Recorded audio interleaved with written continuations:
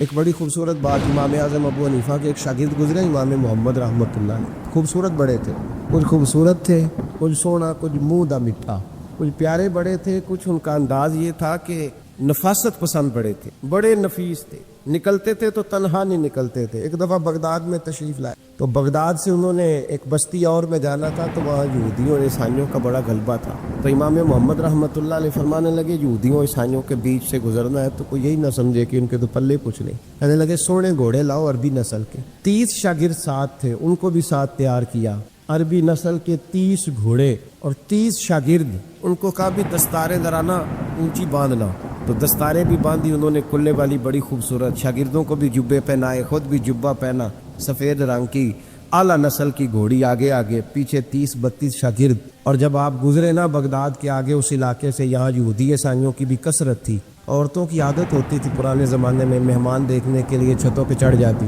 کچھ اپنے دروازے پہ کھڑی ہو جاتی، کچھ دیکھتی کھڑکیوں میں سے کہ گزر رہا ہے کوئی مہمان، تو یہودیوں کی عیسائیوں کی بہت ساری عورتیں چھتوں پہ چڑھ گئیں، تو مسلمان نعرے لگانے لگے امام محمد آ گئے، امام محمد آ گئے۔ کچھ پہلے ہی بڑے حسین تھے، پہلے ہی بڑے خوبصورت تھے، کچھ حضور کی سنت کا نور چڑھا ہوا تھا، کچھ دائیں بائیں شاگرد تھے، پھولوں کی پتیاں گر رہی تھی، تو جب محمد محمد کے نعرے لگنے لگے نا تو ان عورتوں نے امام محمد کا جلوہ دیکھا، تو دیکھا دیکھی کام کیا شروع ہوا، ایک نے دیکھا تو اتنی محو ہوئی کہ اس نے کلمہ پڑھنا شروع کر دیے، اس سے کلمہ سن کے تو دوسری نے بھی پڑھا، تیسری نے بھی پڑھا، چوتھی نے بھی پڑھا، بیبیاں بلند آواز سے مسلمان ہونے لگی، ان کو دیکھا دیکھی مرد بھی پڑھنے لگے، ڈھیر سارے یہودی عیسائی مسلمان ہو گئے۔ ایک مسلمان ان سے کہنے لگا تمہیں غلطی لگ گئی ہے، یہ ہمارے نبی محمد نہیں، تو میاں صاحب کا نام محمد تھا نا، تو کشمیر کے لوگ کہنے لگے شاید وہاں کے ہندو سکھ وہاں کے جو تھے کشمیر کے، وہ کہنے لگے شاید وہی محمد ہے، تو فرمانے لگے میں تے بندہ ٹھگ جے لوکو،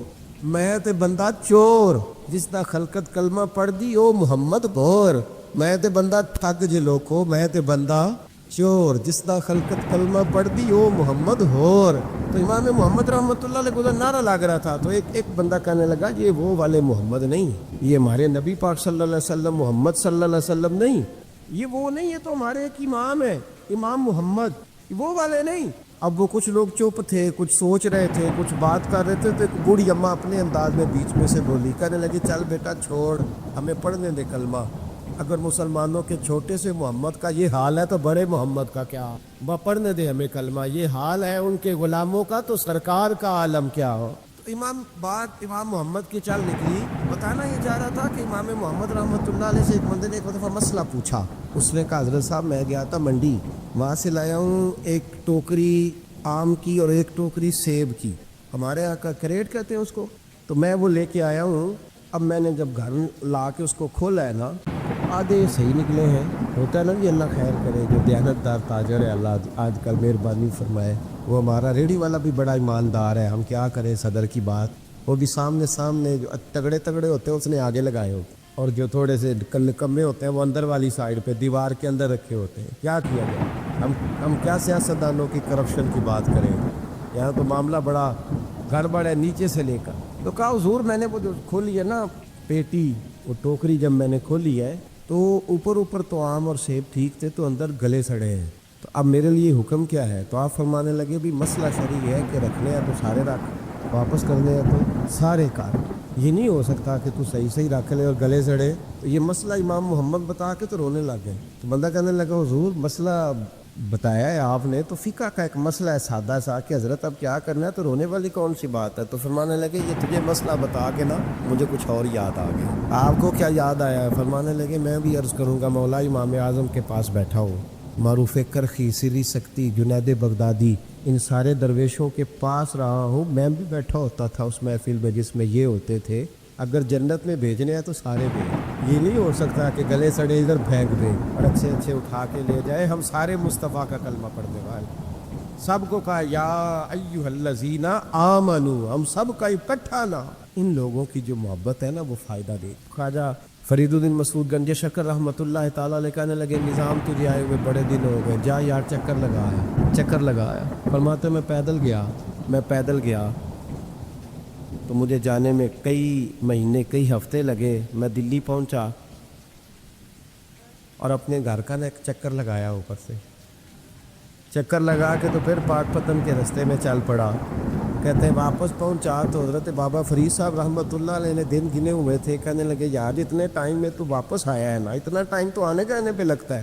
کہ غریب نواز محسوس نہ فرمائیے گا, آپ نے کہا تھا چکر لگایا, تو حضور میں ایک چکر ہی لگایا ہے, پھر میں واپس آ گیا ہوں. بات ہی چکر کی ہوئی تھی. دیکھیں نا نبی پاک صلی اللہ علیہ وسلم نے فرمایا ابو ہریرہ کوئی کام بھی کیا کر یار, یہیں بیٹھا رہتا. عرض کی حضور صحیح ہے. اٹھے, سامنے ایک ستون تھا, اس کے پیچھے سے ہو کے نا واپس آ گئے. تو حضور نے فرمایا گئے نہیں. کہ حضور نے آپ نے فرمایا تھا جایا آیا کر. گیا ہوں پر میرا دل ہی نہیں لگا. بھئی تو یہاں سے ہو کے واپس آ گیا, کہیں جانا تو تھا نا, یہیں سے ہو کے. تو ان لوگوں کے صالحین کی محبت کے راستے میں کوئی چیز رکاوٹ نہیں بنی. ہمارے ہاں چیزیں رکاوٹ بنتی ہیں. اپنے اولیاء اللہ سے, صوفیاء سے, بزرگان دین سے, رب کریم کے بندوں سے, داتا علی اجمیری سے, خواجہ اجمیری سے, ان لوگوں سے پیار کریں. صالحین کی محبت دلوں میں پیدا کریں. صحابہ کا پیار دلوں میں پیدا کریں. اہل بیت نبوت کا پیار دلوں میں پیدا کریں. یار یہ حدیث جو ہے نا, یہ امید کی کرن ہے, یہ روشنی کا مینار ہے. کہ میرے نبی پاک نے فرمایا جو جس سے پیار کرے گا قیامت میں اسی کے ساتھ رکھا جائے گا. یہ صحیح بخاری کی حدیث ہے, المرء مع من احبہ. اور یہ جو مع ہے نا, اس کا معنی ہے ساتھ رہنا.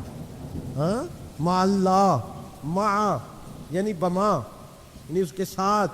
المرء مع من احبہ, جو جس سے محبت کرے گا قیامت میں اسی کے اس کی معیت میں رکھا جائے گا. لیکن ہمارے یہاں نا کرامتیں, میرے جیسا شخص جب بھی کرامت سناتا ہے کہتا ہے میرے حضرت صاحب کا مجھ سے بڑا پیار. بھائی وہ تو پیار کریں گے ہی, وہ تو برکھا ہے, وہ تو رحمت کا سایہ ہے, وہ تو سائبان ہے, تو بازو کھلے ہوئے. تو بتا تیرے اپنے دل کا حال کیا ہے.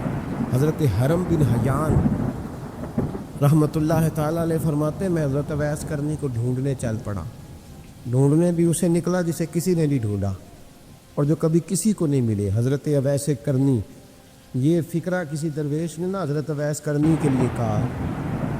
یہ فکرہ پورا فیٹونی پہ آتا ہے. اسی کسی دے کچھ نہیں جلاندے, تے نہ کوئی ساڈا دردی, کوئی جرانہ نہیں, کوئی دوستانہ نہیں. حضرت اویس کرنی کا مزار بھی کنفرم نہیں کہ کدھر ہے. بس اسی کسی دے کچھ نہیں لگتے, کیا ضرورت ہے.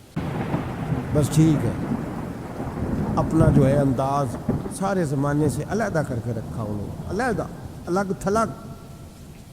حضرت خواجہ اویس کرنی کو ڈھونڈتے ڈھونڈتے کہتے ہیں میں گیا, کرن گیا. حرم بھی نہیں, یہ داتا صاحب نے اس کو لکھا ہے. فرماتے ہیں میں گیا تو مجھے لوگوں نے کہا وہ تو حج کرنے چلے گئے.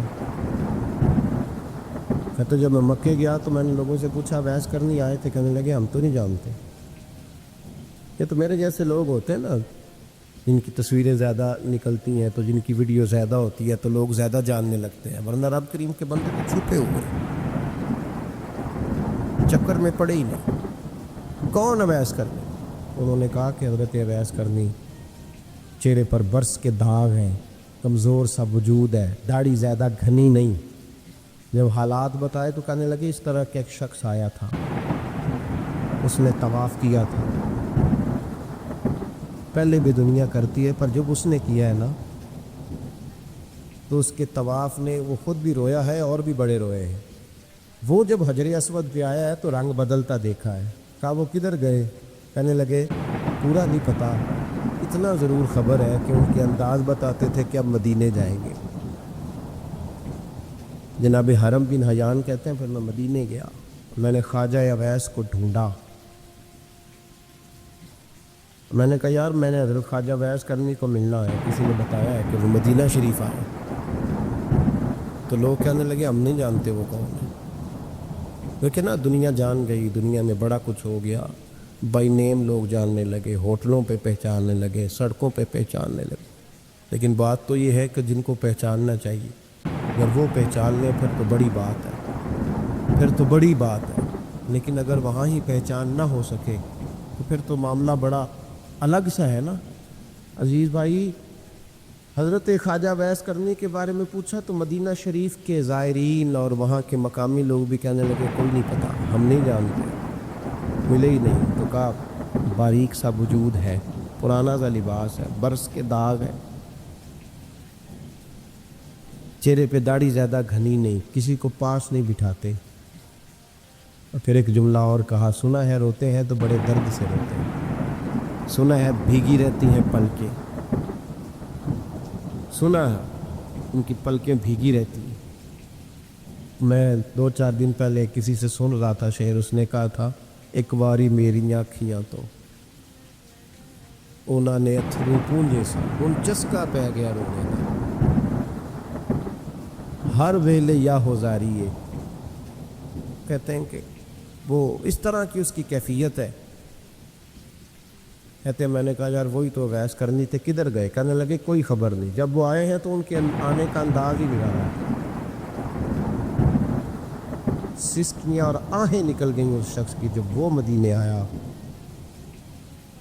हज़रत हरम बिन हयान कहते हैं मैं ढूंढता रहा, तलाश करता रहा, फिर मैं उनको ढूंढते ढूंढते इराक़ में आया तो नहर फुरात के किनारे एक कमज़ोर से आदमी को रेत के टीले पर बैठ के वज़ू करते देखा। कहते हैं जब उनका वज़ू मुकम्मल हुआ तो मैंने कहा अस्सलामु अलैकुम, तो कहते उन्होंने चेहरा नहीं फेरा, वहीं बैठे बैठे कहने लगे वालेकुम अस्सलाम या हरम बिन हयान, या हरम बिन हयान वालेकुम अस्सलाम। कहते मैंने कहा कि मन अंता आप कौन है? तो कहने लगे वही हूँ जिसे तुम मक्के और मदीने ढूंढता रहा। तो कहते मैंने कहा हुजूर आप मेरा नाम कैसे जानते हैं? बड़ा खूबसूरत जुमला है, अल्लाह करे आपको भी याद रहे, सबक कभी ना भूल, ये सबक कभी ना भूल। बाबा साहब के मज़ार पे गए तो खाली आ गए, दाता साहब गए तो खाली, ऐसे ही चले गए। हम फारिग लोग थे, कोई काम नहीं था कि बाबा फरीद की गलियों में घूमते रहे। हम फारिग थे कि 2-2 बजे हज़रत सुल्तान बाहू रहमतुल्लाह अलैह की जालियों के सामने खड़े रहे। हमको पत्थर चाटने वाले लोग थे कि आधी आधी रात बीत गई और हम बुजुर्गाने करमा वाला शरीफ खड़े रहे। ये कैसे हो गया कि मुहद्दिस आज़म के मज़ार पे खड़े रहे? ऐसे ही कोई बात थी? हज़रत वैसे करनी बोल कर फरमाने लगे, कहने लगे क्या कहा तूने कि मैं तुझे कैसे जानता हूँ? फरमाने लगे तू मुझसे प्यार करता है। आरिफ तू रूही मेरी रूही का, मेरी रूह तेरी रूह की जानने वाली है। ये रूहों का रिश्ता है, ये खता नहीं जाया करता। आरिफ तू रूही मेरी रूही का, मेरी रूह तेरी रूह को जानती है। ये कैसे हो गया? कोई ऐसे लोग थे, तू इतनी जगह मुझे तलाश कर आया और मैं तुझे जानूँ ना? ये कैसे हो सकता है? ये कैसे मुमकिन? तू ढूंढता रहा गली गली और मैं कहूँ कि मैं तुझे जानता नहीं। फरमाया हरम बिन हयान में, हाँ मैं दुआ करता हूँ अल्लाह की बारगाह में कि रब करीम मुझे और तुझे जन्नत में इकट्ठा कर दे। कहते हैं जब उन्होंने ये दुआ की तो वो चल पड़े। मैंने कहा हुजूर कहाँ जा रहे हैं? फरमाने लगे मेरा पीछा न करें, मैं किसी और मंजिल का मुसाफिर हूँ और जिस रास्ते मैं चल रहा हूँ ना उन मंजिलों पे साथ नहीं किसी को लिया जाता। ये मेरी अपनी ज़ाती मंजिल है, इसमें पाँव पे छाले ज़रा सख्त होते हैं। हर आदमी का काम नहीं यहाँ चलना, तो मुझे तन्हा रहने दे और मुझे अपनी मर्ज़ी से चलने दे। कहते मैंने मिन्नत की तो कहने लगे बस तूने जद्दोजहद बड़ी की थी तो तेरे साथ मुलाकात कर ली, तुझे पहचान लिया, तेरे साथ बात कर ली, वरना मैं कह चुका हूँ असी किसे दे कुछ नहीं लग दे। इसीलिए मैंने हज़रत ग़ालिबन इमाम शौरानी रहमतुल्लाह अलैह के हवाले से पढ़ा है कि क़यामत के दिन जब हज़रत वैसे करनी जन्नत में जाएंगे तो मुमकिन है उस वक़्त भी लोगों को दीदार न कराया जाए। बल्कि इमाम शौरानी कहते हैं अल्लाह 70,000 फरिश्ते उनकी शक्ल के पैदा फरमाएगा और उनके झुरमट के अंदर छुपा के उन्हें जन्नत में दाखिल करेगा। मुलाकात किससे होगी? सिर्फ उन्हीं से होगी जिनके लिए उन्होंने ज़िंदगी गुजारी। या खुदा से मिलेंगे या मुस्तफ़ा करीम से मिलेंगे। ये भी लोग तो मोहब्बत करें, सालिहीन का प्यार, नेक लोगों की मोहब्बत, सालिहीन की मोहब्बत रास्ता आसान करती। कोई शक नहीं कि ज़माने में सारे लोग अच्छे नहीं होते, बुरे लोग भी आए हैं मार्केट में, होते हम लोग उलझ गए हैं। बहुत बड़े कैदी हैं अपने आप के, बड़े कैदी हैं, सारा दिन अपनी ख्वाहिशात की तकमील में भागे रहते। बड़े बड़े सोने नौजवान میں ان پہ تنقید نہیں کرتا، مجھے ان پہ ترس آتا ہے کہ میں رات کے اندھیروں میں انہیں ٹیلی فون لے کے چوکوں میں کھڑے دیکھتا ہوں تو مجھے رحم آتا ہے۔ میں کہتا ہوں دیکھو نفس کی خواہش کے پیچھے یہ کیا مثلاً آخر کیا ہے اس میں؟ ایک عورت کے پیچھے تباہ کر لیا اپنے آپ کو، یعنی زیادہ سے یہ کوئی مقصود ہے؟ یہ کوئی مقصد حیات ہے جس کو مقصد بنا لیا؟ میرے عزیز بات کو سمجھ لے، اتنا خوبصورت آدمی ہے اور اتنا اس کا اونچا قد کاٹ ہے، اور کیا کس کے پیچھے یہ بھاگا ہوا ہے؟ بڑا سمجھدار، دانشور، عقل مند آدمی، ذی روح بندہ، لیکن اس کا سٹیٹس آپ یہ ملاحظہ کریں کہ وہ 20-40 ہزار کی خاطر جھوٹ بولتا ہے، دھوکہ دیتا ہے، فریب اور فراڈ کرتا ہے۔ ہم اپنی نفسانی خواہشات کے پیچھے اس طرح بھاگتے ہیں کہ ہم اصل سے رہ جاتے ہیں۔ میری باتوں کی سمجھ آ رہی ہے آپ حضرات؟ تھوڑا تھوڑا کر کے، ایک ایک کر کے ان کی باتیں کم مانیں۔ ضروری تو نہیں نا کہ سویرے ناشتہ بازار سے اپنی مرضی کا تگڑا کیا ہے، بازار سے لا پوڑیاں چنے بہترین کھائے، اور پوڑیاں چنے ابھی کھائے نہیں، شاپر میں ڈالے ہوئے ہیں، اور وہ لے کے ابھی آ رہا ہے تو ساتھ ہی رستے سے گوشت بھی چھوٹا اچھا لگا تو 2 کلو وہ بھی لے آیا کہ پوڑیاں چنے کھاؤں گا اور دوپہر کے لیے گوشت پکاؤں گا۔ وہ پہلے یہ تو کھا لے صاحب، اس سے تو نجات پا لے۔ یہ پتہ نہیں ہضم ہوتا ہے کہ کچھ اور کرتا ہے تیرے ساتھ، لیکن وہ گوشت بھی ساتھ لے آیا۔ یعنی ٹیبل پہ، ناشتے کے ٹیبل پر بیٹھ کے فیصلہ ہو رہا ہوتا ہے کہ ہم نے کیا کھانا ہے، ہم نے کدھر جانا ہے۔ سنگیو یاد رکھو، باتوں کو سمجھو اور غور کرو۔ یہ تھوڑا تھوڑا کر کے جب ہم چھٹکارا حاصل کرنے کی کوشش کریں گے نا، چھٹکارا حاصل کرنے کہیں جگہ سے، کسی جگہ سے اگر آپ کو تنبیہ ہوتی ہے نا، تنبیہ، اس میں بھی بڑا مزہ آتا ہے۔ اس میں بڑا، ہمارے ایک بزرگ تھے تو ایک دن نا میں گیا تو کہنے لگے الحمدللہ آج میں بڑے سکون میں ہوں۔ میں نے کہا جی وہ کیا ہوا؟ کہنے لگے میں اپنے آپ کو بڑا پیر صاحب سمجھنے لگ گیا تھا۔ تو ایک وابڈا کے کسی آدمی سے کام تھا تو میرے ایک دوست نے مجھے کہا کہ پیر صاحب اس کو ٹیلی فون کر دے، سنا ہے آپ کا عقیدت مند ہے۔ میں نے اس بندے کو ٹیلی فون کیا تو کہتا ہے پیر صاحب میں عزت آپ کی بڑی کرتا ہوں پر یہ کام نہیں ہو سکتا۔ کہتے ہیں جب اس نے مجھے کہا نا تو کچھ بھی نہیں، تو مجھے بڑا مزہ آیا، ورنہ میرا تو نفس پھول گیا تھا۔ میں تو سمجھتا تھا کہ جو میں کہتا ہوں ویسے ہی ہو جاتا ہے۔ کہتے اس نے تھوڑا سا نا مجھے لیول میں کیا ہے، مجھے مزہ آیا۔ یہ لوگ نا اپنے اوپر بوجھ ڈالتے تھے، یہ تھوڑا تھوڑا پیچھے ہٹتے تھے، یہ سمجھتے تھے کہ اس طرح تو ہماری تکمیل رہ جائے گی۔ صبح سے شام تک اگر اسی نفس کی باتیں مانتے جائیں گے تو خرابی کرے گا۔ دولت کا نشہ ہے بھائی، دولت کٹھی کرنے والا کسی جگہ سیر نہیں ہوتا۔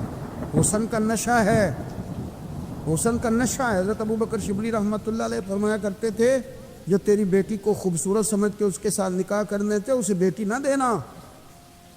حضرت جی کیوں؟ فرمایا حسن تو تھوڑے دن کے بعد ختم ہو جائے گا، پھر وہ اس کی قدر نہیں کرے گا، وہ تو کہیں اور منہ مارتا پھرے گا۔ ابوبکر شبلی رحمۃ اللہ تعالیٰ علیہ کی بیٹی خوبصورت تھی، ایک نوجوان کہنے لگا میرا نکاح کر دیں۔ آپ فرمانے لگے پتر تو 1 مہینے کے بعد آنا کر دوں گا، بڑی موٹی تازی خوبصورت صاحبزادی۔ تو حضرت نے اسے دوائی کھلائی، اسے پخانے لگ گئے، جو پخانہ کرتی ایک مٹکے میں سنبھال دیتے۔ تھوڑا وقت گزرا تو وہ ہڈیوں کا پنجر بن گئی، مہینے بھر میں دست اتنے آئے کہ کمزور ہو گئی۔ تو ابوبکر شبلی 1 مہینے کے بعد نوجوان کو بلایا، فرمایا ادھر آ تیرا نکاح کروں۔ بچی دکھائی تو وہ کمزور بستر پہ پڑی، فرمایا شادی کرنے لگا اس سے نہیں میں نے کرنا۔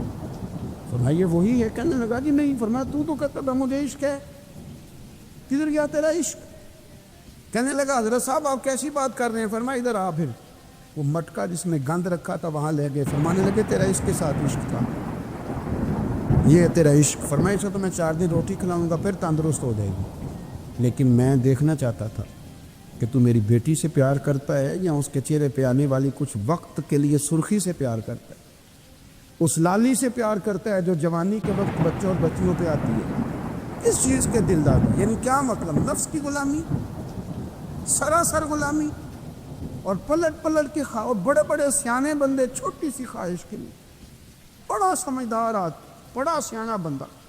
میں ایک بڑے بزرگ عالم تھے، میں ایک دفعہ ملنے گیا تو پائے پکا رہے تھے،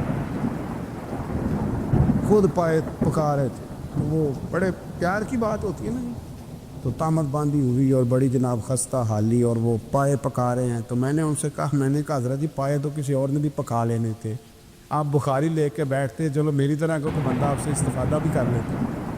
اب پائے آپ لائیں گے، پھر پکائیں گے، پھر آپ کھائیں گے، تو یہ تو 24 گھنٹے آپ کسی کام میں گزر جائیں گے. تو یہ ایک چھوٹی سی خواہش کے لیے میں کسی چیز کو حرام نہیں کہہ رہا. قرآن پاک کی جو آیت پڑھی ہے صرف اس کی تفسیر آپ کے سامنے عرض کر رہا ہوں. ہماری خواہشات ماں پالتی ہے، آپ کو نہیں پتہ کتنے دکھ سہتی. میں ان ماؤں کو جانتا ہوں جو بیٹے کے حصوں کی مار بھی اس کے ابے سے کھاتی ہیں، مار کھاتی ہیں. وہ ایک خاتون ایک کان سے سنتا نہیں، میرے پاس ایک دفعہ آئی، کہنے لگی سٹ لگ گئی سی، کوئی دعا کر دے یا آپ کو وظیفہ پر ڈاکٹر کہتے ہیں ٹھیک نہیں ہو سکتا. میں نے کہا باجی صحیح بتاؤ مسئلہ کیا ہے؟ کہنے نہیں کچھ بھی نہیں، مسئلہ کیا ہونا ہے، پتر غلط نکل آیا ہے، اس کا باپ روز مارتا ہے، آج میں آ بھی گئی ہوں تو اس نے ایک تھپڑ میرے کان پہ مار دی، پردہ پھٹ گیا. مائیں مار کھاتی ہیں، لیکن وہ پتر جس کو بڑی محنت سے پالا ہے وہ جوان ہوتا ہے تو اماں سے کہتا ہے تجھے چھوڑ دینا ہے، پر جس لڑکی سے میرا ٹیلی فون پہ رابطہ ہے اسے نہیں میں نے چھوڑنا، وہ نہیں چھوڑ سکتی. ہر شے کچل جاتا ہے. وہ اماں کبھی لیٹ کے رات کو سوچتی ہے کہ یہ تو میری کل کمائی تھی، میں تو آج بھی اس کے حصے کے تھپڑ اپنی گالوں پہ برداشت کر رہی ہوں، تو یہ کدھر گیا؟ اردشیر نام کا بادشاہ تھا. حضرت محدث ابن الجوزی آج سے کچھ 700 سال پہلے لکھتے. اردشیر بادشاہ بڑا خوبصورت تھا، جوان تھا، بڑا عقل مند تھا. اس نے اس طرح کے قریب کی ساری ریاستوں پہ قبضہ کر لیا. بڑا عقل مند زیرک تھا، قبضہ ہو گیا. ایک بادشاہ بڑا سخت تھا، اس کے ساتھ جب پنجہ آزمائی ہوئی تو اردشیر کہتا ہے اس پہ میرا قبضہ نہیں ہو رہا تھا، اور جب ہم نے ساری ریاستوں نے مل کے اس پر حملہ کیا تو ایک قلعے کے اندر قلعہ بند ہو گیا. اردشیر بڑا خوبصورت آدمی تھا، بڑا سمجھدار تھا، تو وہ بادشاہ قلعہ بند ہو گیا، اس نے کہا نکلنا ہی نہیں. اب وہ اندر بند ہے، یک بار کی حملہ کیا تو وہ بڑا قلعہ تھا اس میں بند ہو گیا. اس بادشاہ کی نا جس پر حملہ کیا اس کی بیٹی اچانک ایک دن قلعے کی دیوار پہ چڑھی تو اردشیر کے حسن و جمال کو دیکھا تو عاشق ہو گئی،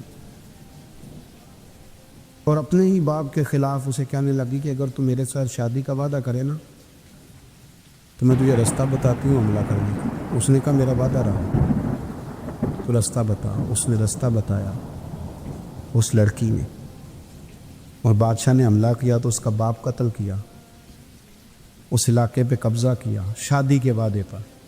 ہاں نفسانی خواہش بندے کو اندھا کر دیتی، نہیں سمجھ آتی اس کو میں کدھر جاؤں، اندھا کر دیتی. حملہ کیا، اور جب اس لڑکی کو لے کے آیا نا اپنے محل میں تو پہلے دن شادی کی پہلی رات تھی، تو بستر بچھایا کنیز نے، تو وہ کبھی کروٹ ادھر بدلتی کبھی ادھر بدلتی. تو بادشاہ کہنے لگا کیا ہے؟ کہنے لگی بستر میں کچھ ہے، مجھے تکلیف دے رہی. اس نے چراغ جلائے اور جب بستر اٹھایا تو ایک اتنا سا دھاگا نکلا. دھاگے سے عموماً تکلیف نہیں ہوتی. تو اس نے کہا تو اتنی نرم و نازک ہے کہ دھاگا؟ کہنے لگی میرا باپ نا میرے ساتھ اتنا پیار کرتا تھا کہ روز میرا بستر بھی خود بچھاتا تھا، اور اس نے آلہ رکھا ہوا تھا، وہ ناپتا تھا کہ کوئی پایا اونچا نیچا تو نہیں، میری بیٹی کا بیلنس سوتے وقت خراب نہ ہو جائے. اور میرے لیے گوشت اور کپڑے بھی خود پسند کر کے لاتا تھا، کھانے پینے کا خود خیال کرتا تھا. اردشیر کہنے لگا اچھا وہ اتنا پیار کرتا تھا، اور پھر تو نے اس کے ساتھ کیا کیا؟ کہنے لگا بلاؤ کنیزوں کو بلایا، فرمایا اس کو اٹھاؤ اور جلاد کے پاس لے جاؤ، اسے کہو کہ اس کے بال ایک گھوڑے کے ساتھ باندھے، پیر دوسرے گھوڑے کے ساتھ باندھے، اور ایک گھوڑا ادھر بھگا دے کدھر بھگا دے. یہ جس کے باپ نے اتنا پیار کیا یہ نفس کی اتنی غلام ہے کہ اس کی وفادار نہیں رہی تو میری وفادار کیسے بنے؟ اس نے اتنے نازوں سے پالا کہ دھاگا اسے برداشت نہیں. او یارو یاد رکھو، اگر نفس کی غلامی کرو، بڑے وفاداروں کو چھوڑ کے غلامی کرو تو پھر کہو وفادار مل جائیں. کوئی بول ہوا لڑا نہ بول بیٹھی، ان دے خصم ناراض بڑ بولیاں دے، کہاں سر کھائے تے بلبل ٹھنڈ پائے. بڑے فرق نہیں سجنا بولیاں دے، جڑیاں خصماں دی وچ رضا وسن، بھاگ جاگ جاندے انہاں گولیاں دے. آپ ادلیاں نو سردار پہن تکے تے شرما والیاں نو چوٹے ڈولیاں دے. اپنے نفس کے پیچھے چلو کہ تو یہ تباہی ہے. جب ہم نے کسی سے وفا نہیں کی تو یہ کیا امید ہوئی کہ دنیا ہم سے وفا کرے گی؟ اللہ رسول کی مرضی کے مطابق اصول پسند زندگی بنائیں، ایک ایک کر کے اپنی خواہشات سے پیچھے ہٹیں، تھوڑے پہ گزارا کرنا سیکھیں، اپنے نفس کو سمجھائیں۔ ضروری نہیں کہ روٹی ہر وقت مزے کے لیے کھائی جائے، کبھی کمر سیدھی کرنے کے لیے خشک روٹی بھی کھا کرے، کبھی سادہ کھانا اس پہ بھی اکتفا کرو، کبھی تھوڑا کھا کے اچھے طریقے سے سادے کمرے میں بھی اللہ کو یاد کر کے دیکھو۔ نفس کے پیچھے نہ بھاگیے گا، تباہی کرے گا۔ فرمایا خواہشوں کے پیچھے نہ چلنا، تمہیں اللہ کے راستے سے بہکا دیں گی، اور فرمایا بے شک ان کے لیے سخت عذاب ہے جو اللہ کے راستے سے بہک گئے۔ اور کیوں سخت عذاب ہے؟ اس لیے کہ انہوں نے آخرت کے دن کو بھلا دیا، آخرت کا دن بھلا دیا، پیچھے کا خواہشوں کے پیچھے نہ چلنا، تمہیں اللہ کا راستہ بھلا دے گی۔ مفہوم آیت یہ ہوا، قرآن نے ہمیں ارشاد یہ فرمایا کہ خواہشات نفس کے پیچھے چلو گے آخرت کو بھول جاؤ، تمہارے ذہن میں یہ بات نہیں رہے گی کہ میں نے مرنا بھی ہے۔ پھر لوگ معاذ اللہ ثم معاذ اللہ یہ کہیں گے کہ بھائی یہاں جینے دو نا، پھر آگے جائیں گے تو دیکھی جائے گی۔ لوگ بھول گئے مرنے کو۔ ہماری ساری جدوجہد زندہ رہنے کے لیے ہے، ساری 60-70 سال کے لیے سارا کچھ ہے۔ آپ دیکھ لیں، ٹٹول لیں کسی بندے کو، صرف جتنی محنت کر رہا ہے وہ جینے کے لیے کر رہا ہے۔ رب قریب کے بندے جتنی محنت کرتے تھے مرنے کے لیے کرتے تھے، وہ مرنے کے لیے کوشش کرتے تھے کہ مر جانا ہے، اس کے لیے جدوجہد۔ ہم جتنی جدوجہد کر رہے ہیں ساری جینے کے لیے، جینے کے لیے۔ میرے رسول کریم صلی اللہ تعالیٰ علیہ وسلم کا ایک فرمان ہے مسند امام احمد بن حنبل میں، اور بڑا نرالا، بڑا انوکھا اور بڑا معنی خیز ہے۔ حضور سید عالم صلی اللہ تعالیٰ علیہ وسلم نے فرمایا بڑا بیوقوف ہے وہ شخص، ذرا ترتیب دیکھیے، حضور کی زبان سے نکلے ہوئے حکمت کے موتی، مسند امام احمد بن حنبل۔ فرمایا وہ بڑا بیوقوف بندہ ہے جو چلتا اپنی خواہشات نفس کے پیچھے ہے اور امید یہ رکھتا ہے کہ رب مجھے آخرت میں انعام عطا کرے گا۔ چلتا کس کے پیچھے ہے؟ خواہش کے پیچھے، اور کہتا یہ ہے کہ اللہ مجھے قیامت میں انعام دے گا، تو انعام تو اسے دیا جاتا ہے نا جو محنت کرتا ہے۔ دیکھیں نا، جس کا منہ پنڈی کی طرف ہے تو پنڈی وہ پہنچے گا، کہ وہ جس کا منہ پنڈی کی طرف ہے وہ لاہور پہنچ جائے گا۔ منہ پنڈی کی طرف کرنا اور خواہش لاہور کی رکھنا، منہ کر لینا لاہور کی طرف اور خواہش پنڈی کے رکھنا، تو میاں یہ تو نہیں نہ ہوگا۔ پیچھے جو تلے خواہشات نفسانیہ کے ہمارے ہاں نا بہت بڑا رٹا ہے۔ آپ یقین کریں، میں اکثر کہتا ہوں، میں یہ کہا کرتا ہوں کہ ہمیں نا اپنی مرضی کا سارا کچھ چاہیے، اپنی مرضی کا سارا کچھ۔ ابا جی بھی اپنی مرضی کے، بچے بھی، استاد بھی، پیر صاحب بھی، پیر صاحب بھی، یعنی میری مرضی کے ہونے چاہیے۔ بھائی وہ پیر صاحب ہے یا تو اس طرح کرنا کہ خود پیر بن جا، وہ بھی میری مرضی کا، ہر شے میری مرضی کی۔ بلکہ قرآن مجید کے 13ویں پارے میں تو رب فرماتا ہے لوگوں نے نفس کی خواہش کو خدا بنا لیا، نفس کی خواہش کو خدا بنا لیا، اس کے پیچھے بھاگتے۔ اپنی خواہشات تھوڑی تھوڑی کم کریں، زندگی تھوڑی کم کریں۔ پرانے کپڑوں پہ بھی ایک سیزن نکال کے دیکھیں۔